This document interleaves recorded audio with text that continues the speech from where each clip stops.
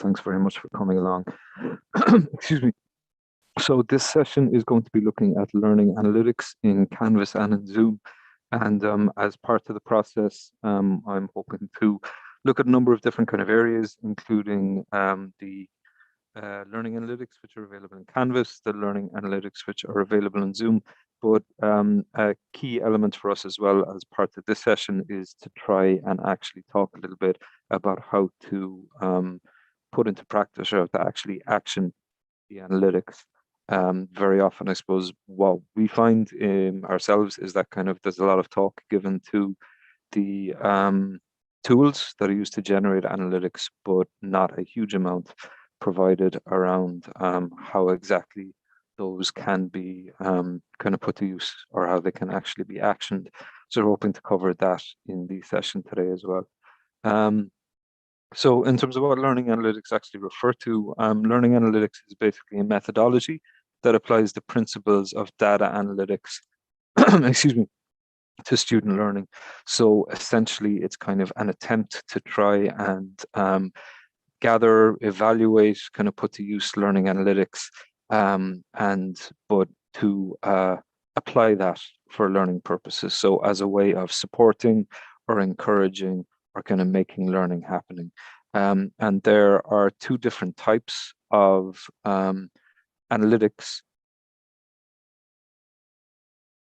Excuse me, there's two types of analytics. There are descriptive analytics, which is basically taking information from the current moment and from the past and kind of using that to kind of gather data and act on that. And then predictive analytics, which is, I suppose, kind of taking the data available and trying to kind of plot a path into the future. So trying to identify kind of for example, potential likely outcomes for students in terms of their behavior, their actions, so on and so forth. And I guess for our purposes, you know, for the most part, we're kind of going to look at descriptive analytics. Obviously, if we're talking about predictive analytics, we're potentially talking about, you know, the use of AI or highly kind of advanced kind of data kind of analysis tools or kind of data modeling tools to kind of plot out the future. In terms of where learning analytics can be drawn from, learning analytics can be drawn from kind of any number of kind of sources. Kind of if we look at the kind of, I suppose, TEL ecosystem in MTU Cork, kind of data analytics can be drawn from any of these different tools. But for our purposes, we'll primarily be looking at Canvas and at Zoom for the simple reason that these are the main kind of learning technologies that are kind of used within MTU Cork.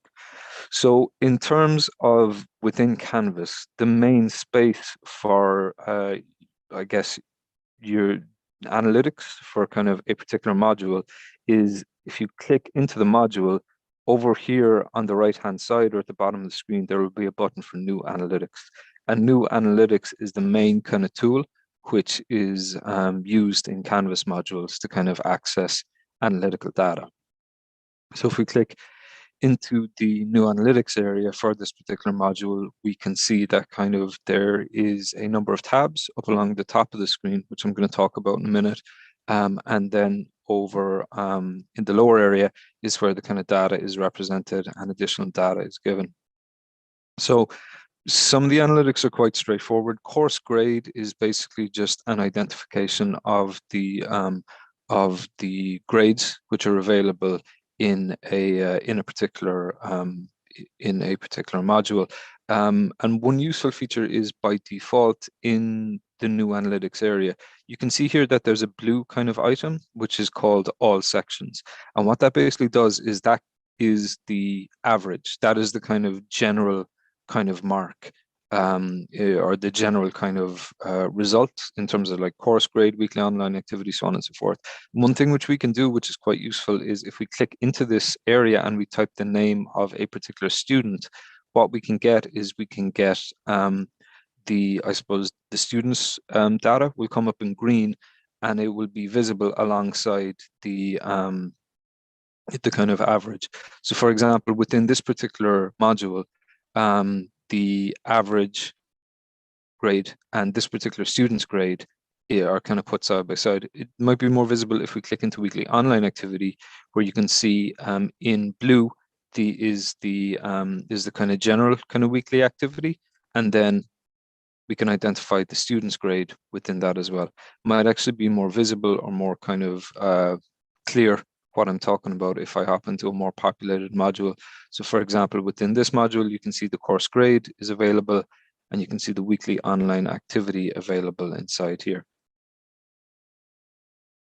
And if we kind of put in the name of a particular student, we can see, okay, this is the average and this is where the student is. So that's a useful way of being able to kind of compare individual students against kind of average course grade, average weekly activity, so on and so forth.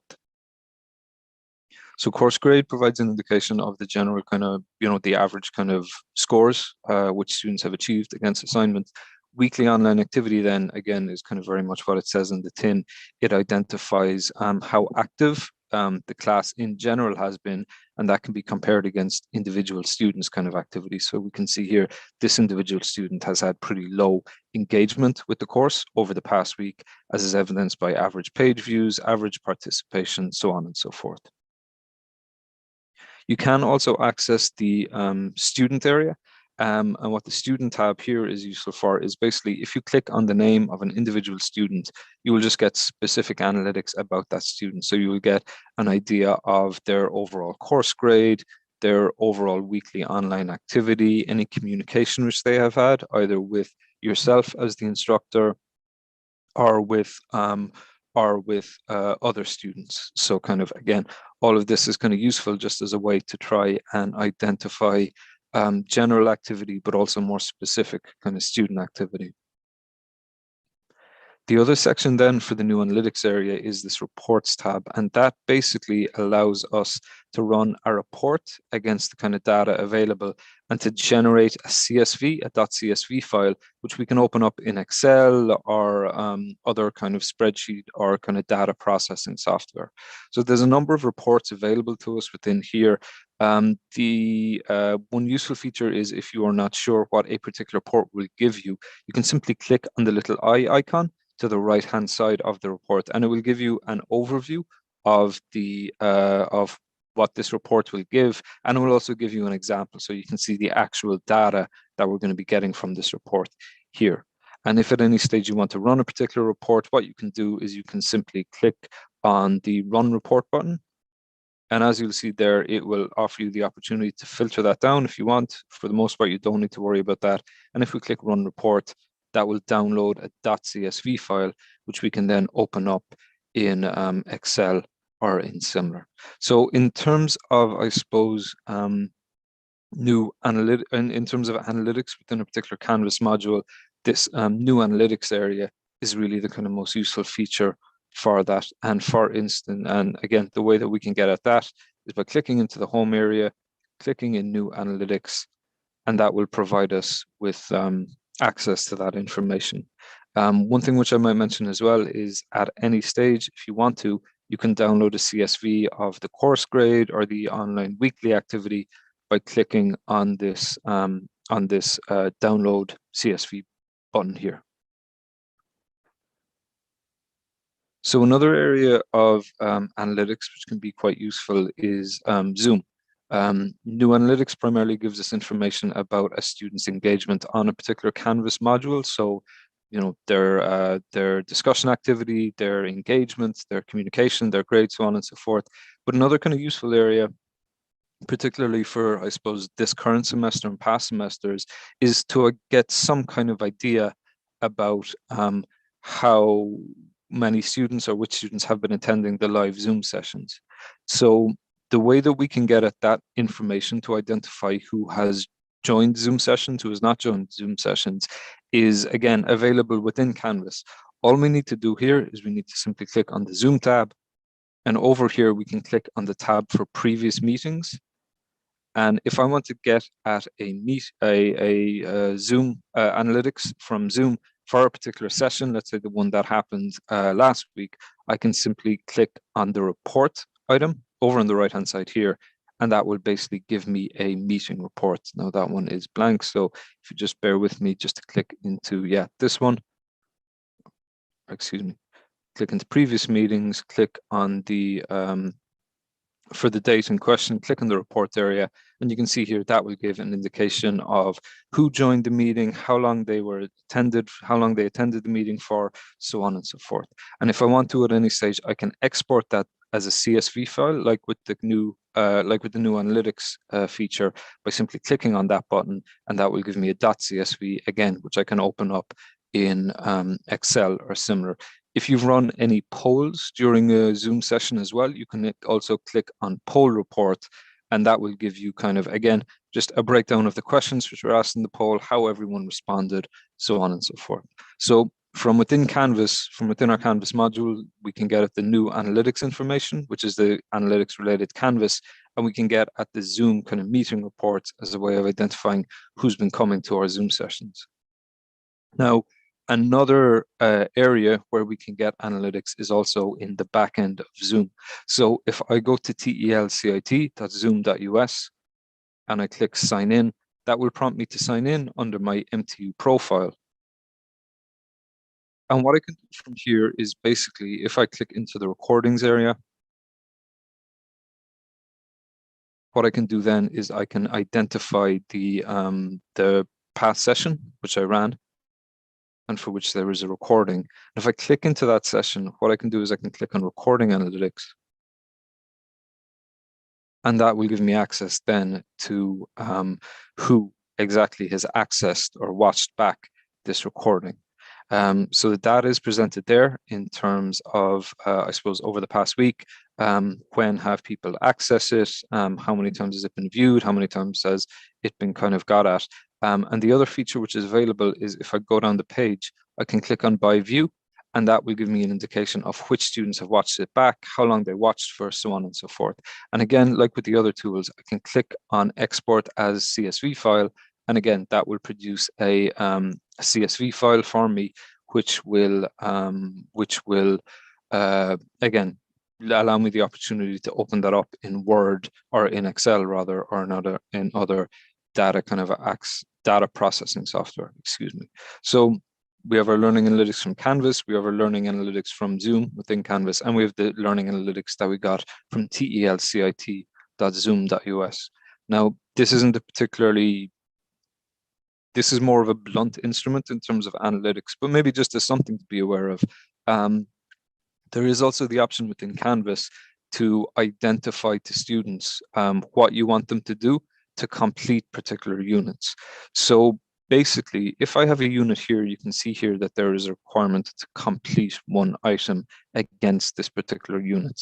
And if I want to, what I can do is, if you see here, there is a button for view progress. And if I click on that, that will give me an indication of what students have or have not completed. So the student's name is presented in the right hand here, and against each unit, it identifies whether something is complete or not complete. Now,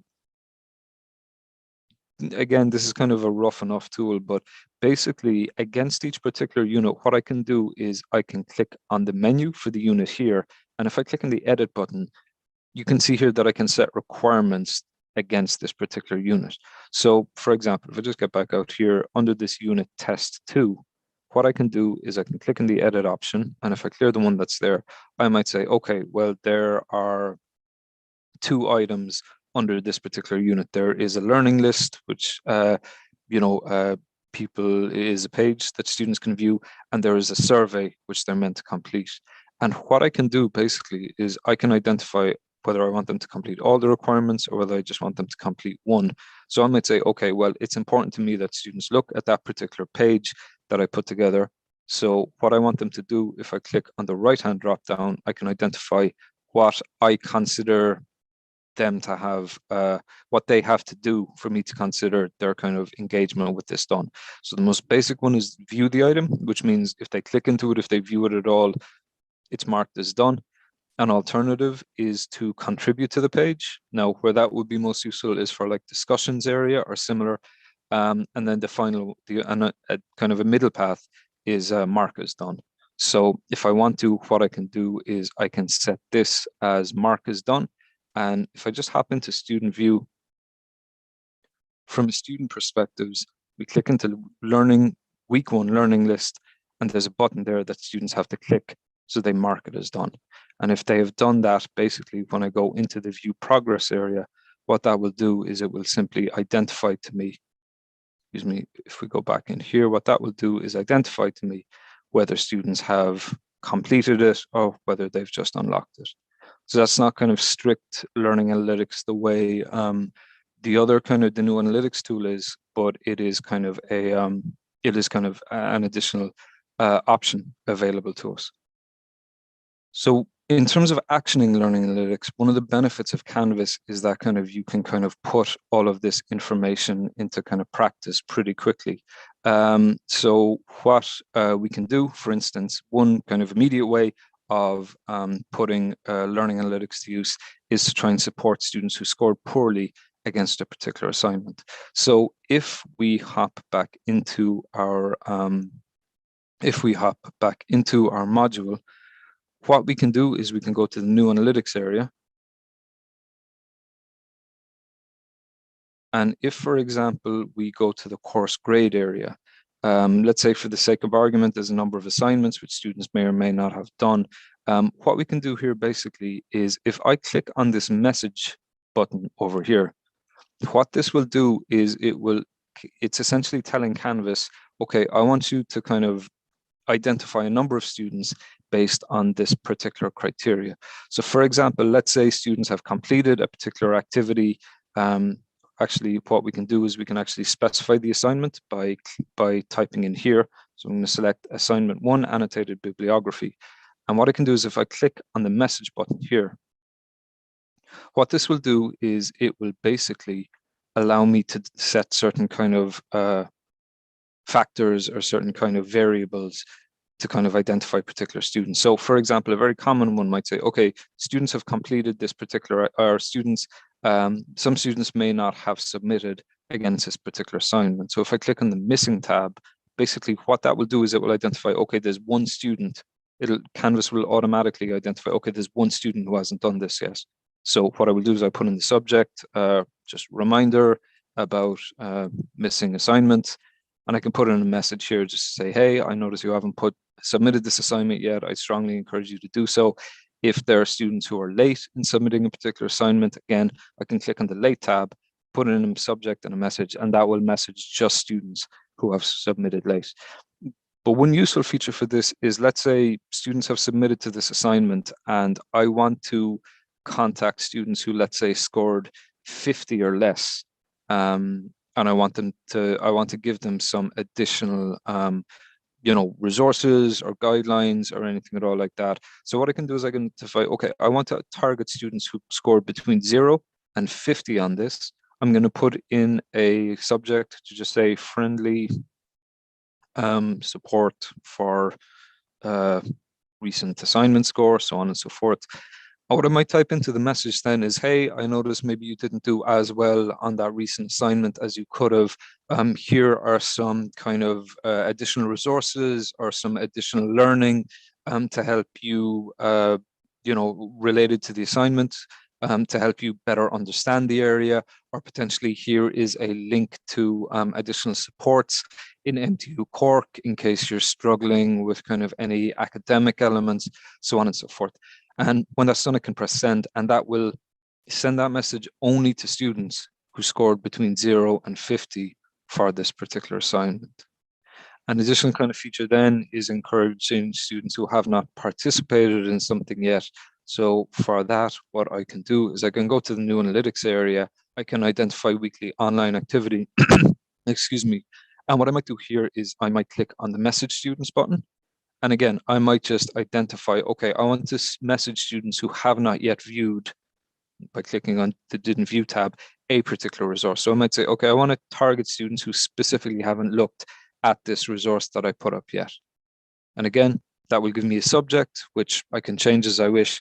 And again, just a message to say, hey, I noticed you haven't looked at this particular resource yet. It is very important for the upcoming assignment. So I'd strongly encourage you to kind of engage with it. Similarly, there is a tab for didn't participate, and I can again identify a particular resource, and I can send a message to say, hey, I notice you haven't yet taken part in this discussion area or responded to my request in the chat area or similar. And again, kind of, it's just a way, I think, of prompting students or encouraging students to I suppose, get involved, to kind of follow up on particular supports which were made available to students, so on and so forth. So the new analytics area is definitely useful in terms of being able to I suppose, guide students around resources, or kind of encourage, messaging them, trying to kind of prompt them. And I suppose all of this does have the additional benefit as well, I would say, of or the additional benefit of kind of encouraging students, just by virtue of kind of getting in touch with them, reminding them that, I suppose, you are paying attention, that kind of you are aware of the situation which they're facing, or kind of that they've fallen behind. So certainly the benefits of kind of analytics is in being able to, I guess, kind of gather an awareness of where students are and to be able to action that data and act accordingly. But I would say there is a broader benefit to learning analytics as well, in being able to, I suppose, kind of identifying to the student that you are paying attention, that you are aware of what they're doing and not doing. And I suppose the additional kind of prompts, or the additional little nudges to students who maybe didn't do as well in an assignment as I would have liked to have done, the additional kind of prompt to say, hey, I noticed you didn't do as well as you may have. Here's some additional resource, here's some additional supports, here's what I would recommend you do. Encouraging students who have not yet participated by saying, hey, I notice you haven't participated in this yet. Your feedback would be welcome, or, it would be good to hear what you have to think about this, or kind of encourage you to stay in touch with your fellow students, so on and so forth. All of that, I think, does have the broader effect of keeping students engaged and identifying to them, hey, I am paying attention, I am kind of, aware of your situation. And again, all of that is very easily done through the new analytics tool. It's really just a question of clicking into the area you want to follow up on, messaging students, and then kind of setting the terms of who you want to message. And that might be they didn't do great in an assignment, or it might be that their weekly online activity hasn't been fantastic, that they haven't engaged with some important resources.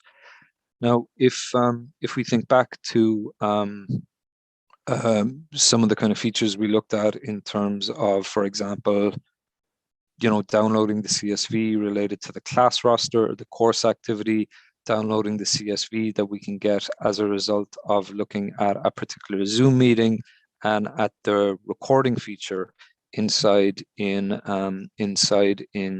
telcit.zoom.us. What that does allow us to do is kind of to, I'd say, dip a toe into the area of predictive analytics. So, for example, one thing which I do myself in an effort to try and identify at-risk students is kind of combine and kind of contrast data from a number of different sources. So, for example, I am going to kind of gather the class roster from Canvas. So that is very simply in the new analytics area. I go into the report area,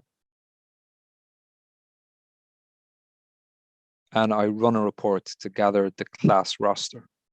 So into the reports area and click on the run report for the class roster. That's just going to give me a list of all the students in this module. If I go into the Zoom area, what I can do is I can go into previous meetings, I can pick the report for a particular week, and I can export that CSV file to see who joined this particular live Zoom session. And in the telcit area, if I go into the recordings, the recording analytics, what I can do from here is I can export to CSV. That will tell me how many students watched back this particular recording. And this is, like, obviously very kind of, this is only a very rough attempt by me. I'm sure there are plenty of people within MTU who would be able to far better advise on kind of more efficient ways of doing this, or so on and so forth. But what I have in this area is basically just a simple Excel file where I've taken the information from the class roster and listed it here to give me my student names, emails, details. I have taken the Zoom meeting report from Canvas, and I have identified here which students attended the live session, how long they attended for, and I've taken the recording analytics from the back end of Zoom here to identify who has watched back the recording and how long they watched it back for. And I suppose the benefit to something like this is kind of a useful tool as a way of me tracking, any students who aren't engaging either with the live sessions or with the recordings. So for example, I can see immediately student 9 did not attend the live session, but they also haven't yet watched back the recording, or student 10, or excuse me, I should say student 2 didn't come to the live session and they watched the recording, but they only watched it for kind of 37 minutes. So again, this is this is very much a blunt tool, but it is kind of an effective way of combining data from Canvas and kind of from the Zoom live meeting report and the recording analytics as a way of seeing what students may be in danger of dropping off. And that would primarily be students who either haven't come to the live sessions or watched the recording, or else who have only watched the recording very, very briefly. So obviously, there are any number of ways of being able to combine different kind of analytics. It all really just comes down to kind of the purpose that we wish to put it to use for. But the ability to identify at-risk students is something which is done, as we've seen, by combining data from the class roster, the meeting report, and the recording report. And all of that is genuinely relatively simple, I guess. As a demonstration of that, I feel if I can do it, then anybody can do it.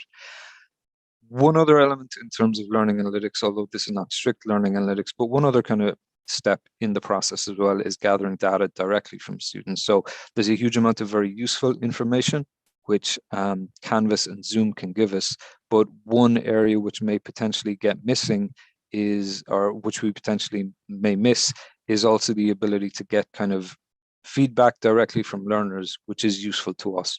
So for example, if I want to gather, if the analytics aren't giving me data around a particular question I have or a particular concern I have, related to, okay, I want, I want to know if students feel they're struggling on any particular kind of area of the module that I'm teaching, if students feel quite under pressure, if students feel they're being under or over assessed. That is not necessarily information which is going to come from the analytics, but I can just get that information from learners myself quite quickly. And one way of doing that is, let's say out of class, what I could do is I could use the quiz tool inside in Canvas in order to create a quiz which learners fill in, and that will give me some feedback. Or else I can use the forms tool.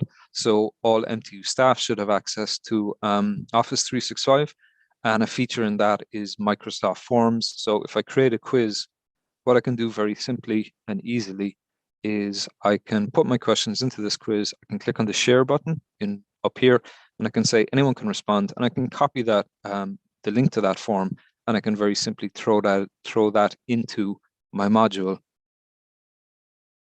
as an external URL. So I can embed within the module the ability for students to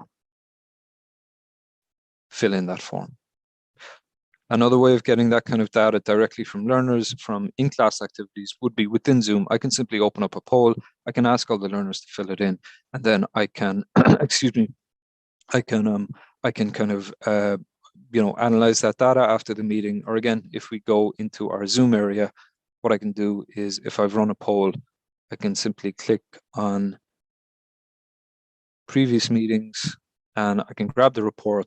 And if I just click on the poll report tab, that will let me get at that information as a CSV. So both of those are additional useful steps in terms of being able to kind of, it's not strict analytics, but it is, certainly a very useful support or a very useful addition to the analytics that I have, being able to just ask learners directly, what is working, what is not working, what's clear, what's unclear, do you want more, do you want less, so on and so forth. And again, like with the nudges that we can give people through the analytics, kind of, hey, I know you didn't do great in that last assignment, here's some additional supports, or I notice you haven't yet engaged with that resource. The ability to, or even the mere act of kind of asking learners to give you feedback, I think does communicate a message that I am interested in your opinion, I am looking for some learner autonomy, I kind of want to hear from you, so on and so forth. And all of that, it does have a benefit, I feel, in terms of engagement, in terms of learners feeling connected, so on and so forth. So As a final mention, just in terms of getting feedback from learners, I guess generally begin with the data you think would be helpful to you. So there's no point kind of over analyzing. I think maybe the important point to start is just kind of think about what information would be useful to you to help you kind of better facilitate kind of teaching and learning. Try to focus on just the essential information. So that's kind of a follow-on point, but essentially to try and make sure that you're just kind of not over evaluating learners. None of us, including myself, are particularly good or patient at filling in long questionnaires. So just a short kind of quick questionnaire is very useful, and try to encourage this process as learner autonomy. So, identify to learners, look, I want to hear from you. Your opinion is important to me. Your perspective is important to me, and kind of share results if you feel that's appropriate to do so. So I'm aware there was a real whirlwind tour in terms of learning analytics in Canvas and Zoom, but hopefully even from that quick tour, it's kind of clear, that kind of the use of learning analytics and actioning those analytics, more importantly, can be very, very useful just as a way of supporting learners, but also encouraging engagement, getting kind of feedback from them, letting them feel that their voice is heard, so on and so forth. So I hope that was of some use. If anyone has any questions, please, in the Zoom session, please do feel free to put them into the Q&A area, or feel free to type into the chat area, or for that matter, feel free to request that we turn on your mic if you'd like to ask the question directly. And if you're watching over YouTube, please do feel free to type into the live chat area, and we'll try to respond there. So I'm just going to show up for a few moments in case there are any questions. And I would say, if you don't have any questions, that's no problem at all. You might just give us a no into the respective chat areas just to let us know to finish up.